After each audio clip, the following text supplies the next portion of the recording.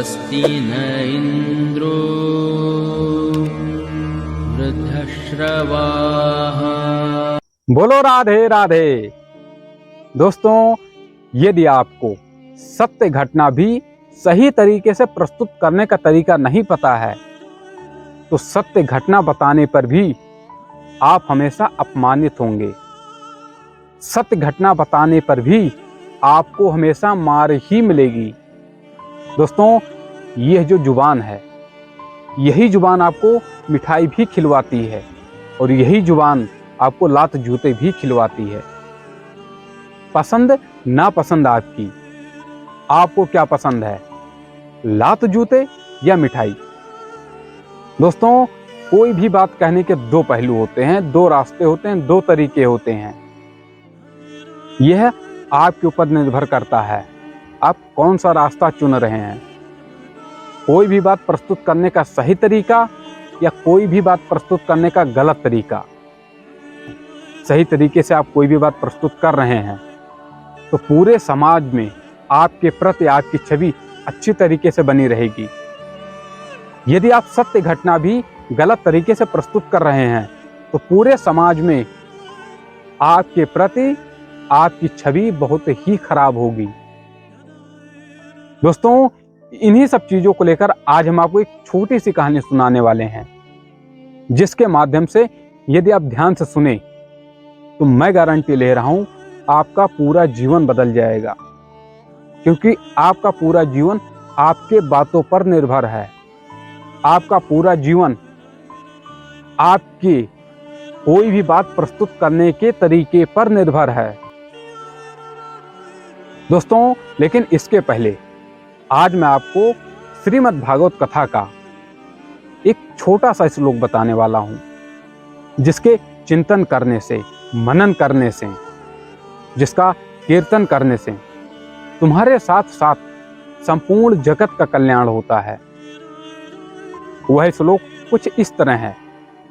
ओम कृष्णाय वासुदेवाय हरये परमात्मने प्रणतः क्लेशनाशाय गोविंदाय नमो नमः।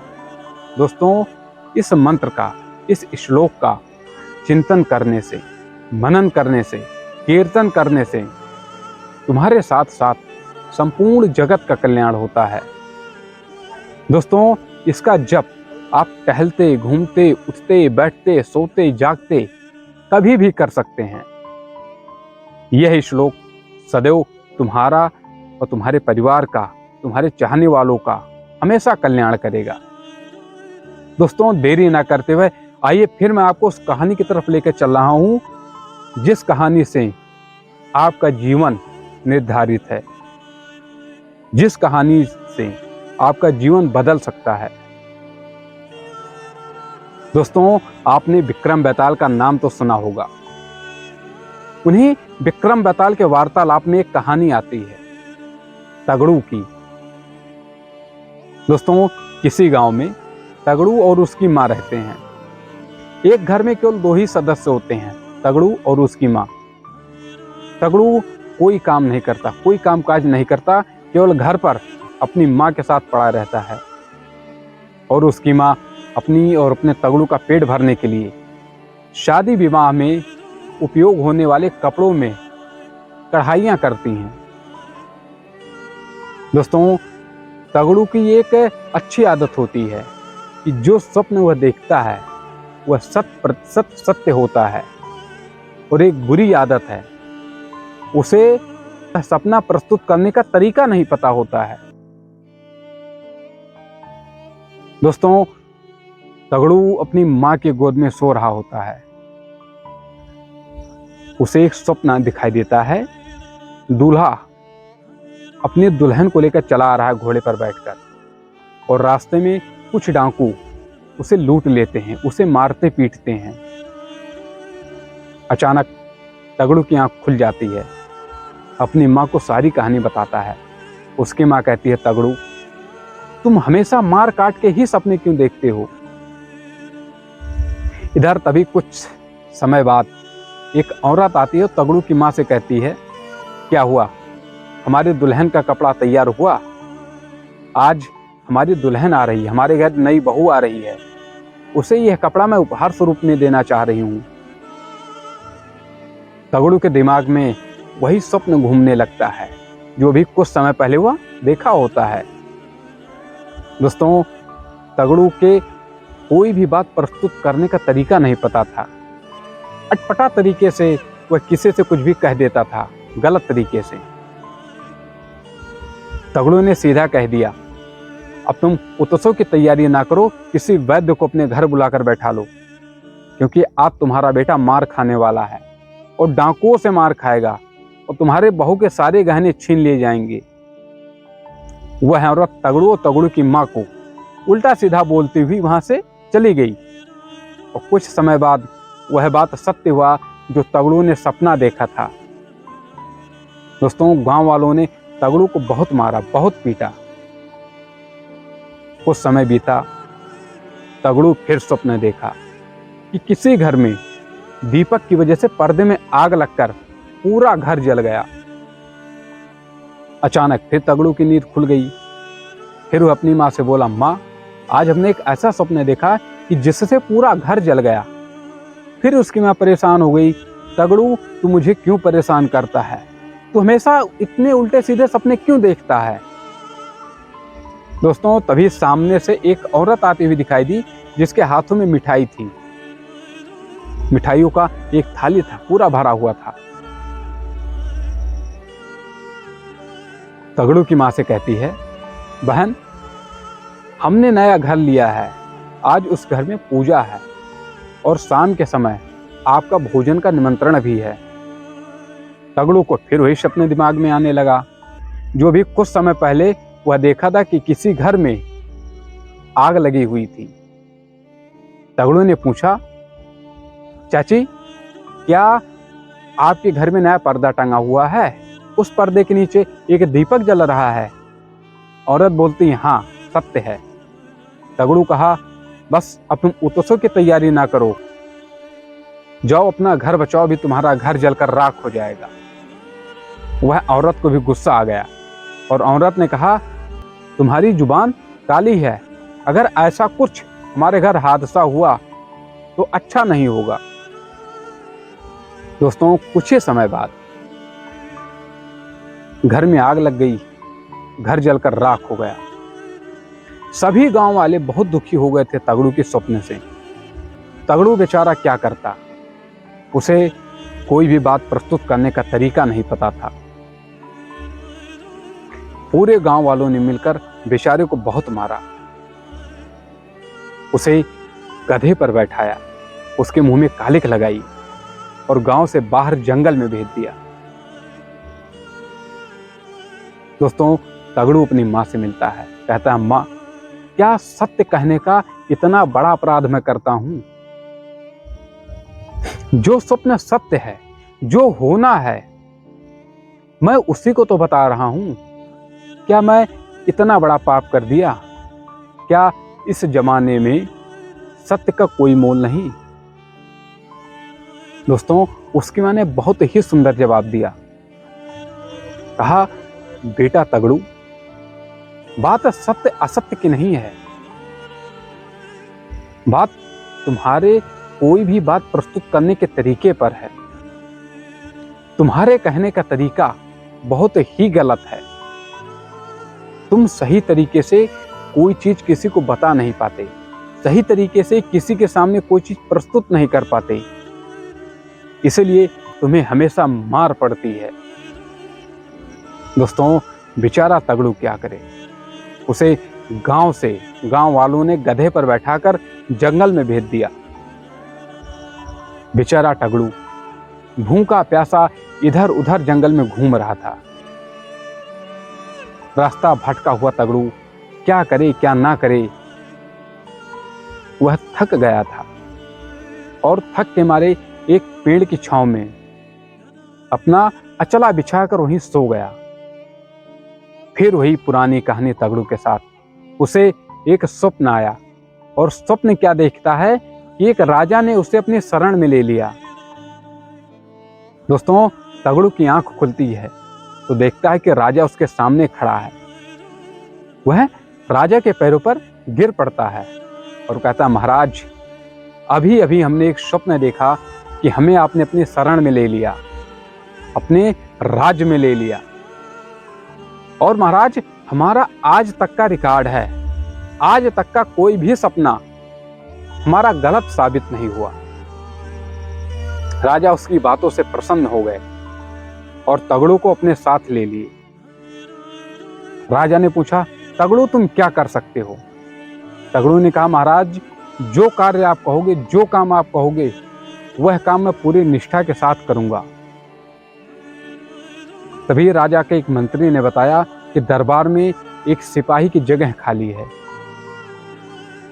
राजा ने कहा, तगड़ू, मैं तुम्हें अपने सिपाहियों में शामिल कर ले रहा हूं, लेकिन नौकरी रात्रि की है, तुम्हें रात्र में पूरी रात्रि जगना पड़ेगा। तगड़ू ने कहा, ठीक है महाराज, हमें स्वीकार है, हम पूरी तन मन से यह नौकरी करेंगे और अपने कर्तव्यों का पालन करेंगे। उल्लू की तरह जागकर हम आपके राज्य की रक्षा करेंगे।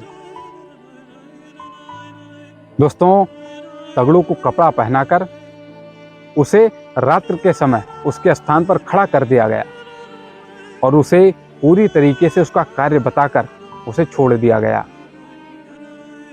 तगड़ू ने अच्छे तरीके से अपना कार्य कर रहा था। तगड़ू अपने कर्तव्यों का पालन कर रहा था। तगड़ू चिल्ला रहा था, जागते रहो, जागते रहो, जागते रहो। राजा को तगड़ू की ये बात सुनकर बड़ी प्रसन्नता हुई और उन्होंने रानी से कहा, रानी, यदि तगड़ू इसी तरीके से पूरी मेहनत से, पूरी ईमानदारी से अपना कर्तव्य निभाता रहा तो अगले महीने हम उसका वेतन दुगना कर देंगे। रानी भी प्रसन्न हो गई और राजा सोने जाने लगे, यह कहकर मुझे कल सुबह किसी शहर में जाना है, किसी जरूरी काम से, इसलिए सुबह जल्द ही जगा दिया जाए। दोस्तों, राजा के सोने के बाद महल की बत्तियां बंद हो गईं, महल के उजाले बंद कर दिए गए। तगड़ू को लगा अब तो सब सो गए, मैं भी सो जाता हूं। तगड़ू सो गया। फिर वही पुरानी चीजें तगड़ू की। उसे एक स्वप्न आया। तगड़ू ने एक स्वप्न देखा कि जिस शहर राजा जाने वाले हैं उसी शहर में भूकंप आने वाला है और भूकंप की वजह से पूरा शहर तहस नहस हो जाएगा और उस भूकंप में पूरे शहर के लोग मारे जाएंगे। दोस्तों, सुबह हो गई। तगड़ू चहल पहल की आवाज से जग गया। तभी देखता है कि सामने राजा का घोड़ा तैयार किया जा रहा है। उन्होंने मंत्रियों से पूछा, क्या बात है, राजा जी की कोई यात्रा है क्या? मंत्रियों ने कहा, जी हाँ, राजा इस शहर में जा रहे हैं किसी जरूरी काम से। तगड़ू की पुरानी आदत, गलत तरीके से हर एक बात को प्रस्तुत करना। तगड़ू ने मंत्रियों से कहा, चंदन की लकड़ी इकट्ठा करो, बस राजा का दाह संस्कार करना बाकी रह जाएगा अभी। मंत्रियों ने कहा, क्या? फिर तगड़ू को अपनी मां की बात याद आ गई। बेटा, सपना देखना गलत नहीं है, सत्य है। जो तुम कह रहे हो सत्य है, लेकिन तुम्हारे कहने का तरीका गलत है। इस वजह से तुम हमेशा मार खाते हो। इसलिए पूरे समाज में तुम्हारी छवि खराब है। सबके दिमाग में तुम्हारे प्रति की छवि बहुत ही बुरी हो गई है। तभी तगड़ू ने कहा, नहीं नहीं नहीं, ऐसा हम नहीं होने देंगे। तगड़ू ने महाराज के सामने गया और नतमस्तक हो गया। महाराज, क्षमा प्रार्थी हूं, पर मैं आपसे कुछ कहना चाह रहा हूं। राजा ने कहा, कहो, क्या बात है? तगड़ू ने कहा, महाराज, यदि आज आप यह यात्रा निरस्त कर दें तो आपकी जान बच सकती है। बगल में रानी खड़ी थी। रानी ने कहा, महाराज, यह अपशगुन है, आज आप यह यात्रा रद्द कर दीजिए। तगड़ू ने बताया, महाराज, जिस शहर में आप जाने वाले हैं उस शहर में भूकंप आने वाला है और भूकंप आने की वजह से पूरा शहर तहस नहस हो जाएगा, जिससे वहां के सारे लोग मारे जाएंगे। दोस्तों, अभी कुछ समय ही बीता था कि मंत्रियों ने आकर सूचना दी कि जिस शहर में राजा जाने वाले थे उस शहर में बहुत बड़ा भूकंप आया और जिसकी वजह से पूरा शहर तहस नहस हो गया। पूरे शहर के लोग मारे जा चुके हैं, पूरा शहर बर्बाद हो गया है। राजा आश्चर्यचकित हो गए, आखिर ऐसा कैसे हुआ। राजा ने तगड़ों को बुलाया और बुलाते ही सबसे पहले तगड़ों को राजा ने उपहार दिया राजा का जान बचाने के लिए। यदि तगड़ू सही समय पर राजा को यह बात ना बताता तो शायद आज राजा की मृत्यु हो गई होती। उसके बाद राजा ने तगड़ू से पूछा, तगड़ू, आखिर तुम्हें कैसे पता कि इस शहर में भूकंप आने वाला है जिसकी वजह से पूरा शहर तबाह हो जाएगा। दोस्तों, तगड़ू ने कहा, महाराज, आज तक का हमारा कोई भी सपना झूठा नहीं हुआ। सपने का नाम सुनते ही राजा को क्रोध आ गया और तगड़ू को नौकरी से बाहर निकाल दिया। दोस्तों, अब मैं आपसे एक प्रश्न पूछना चाह रहा हूं और इसके उत्तर का आशा करता हूं कि आप कमेंट में जरूर इसका उत्तर देंगे। राजा ने तगड़ू को उपहार क्यों दिया? और यदि उपहार दिया तो तगड़ू को नौकरी से क्यों निकाला? दोस्तों, मैं आपको इसका उत्तर भी दे देता हूं, लेकिन कमेंट में अपनी राय जरूर दीजिएगा। राजा ने तगड़ू को उपहार इसलिए दिया क्योंकि तगड़ू की वजह से आज राजा जीवित थे, और राजा ने तगड़ू को नौकरी से इसलिए निकाला क्योंकि तगड़ू अपना कर्तव्य भूल गया था। तगड़ू का जो कर्तव्य था वह उसे भूलकर सोने चला गया था। दोस्तों, मैं फिर आपसे एक बात कह रहा हूं, यदि आपको अपना जीवन बनाना है, यदि आपको अपना जीवन सुधारना है, तो आपको किसी के सामने कोई भी बात प्रस्तुत करने का तरीका बदलना ही होगा। यदि आप नहीं बदलेंगे तो हमेशा आपको लात जूता ही मिलेगा, इसे कोई भी नहीं रोक पाएगा। इसलिए आप सत्य घटना को भी, असत्य घटना को भी किसी के सामने प्रस्तुत करने का एक तरीका देखिए कि सही तरीका क्या है। सोचने समझने के बाद ही किसी के सामने आप कोई बात प्रस्तुत करें। देखिए, पूरे समाज के दिमाग में आपके प्रति की छवि बहुत ही अच्छी हो जाएगी और पूरे समाज में आपका मान सम्मान प्रतिष्ठा बना रहेगा और सदैव बढ़ता हुआ जाएगा। दोस्तों, कमेंट में अपनी राय जरूर दें और हमारे इस चैनल को सब्सक्राइब कर ज्यादा से ज्यादा शेयर करें। बोलो राधे राधे।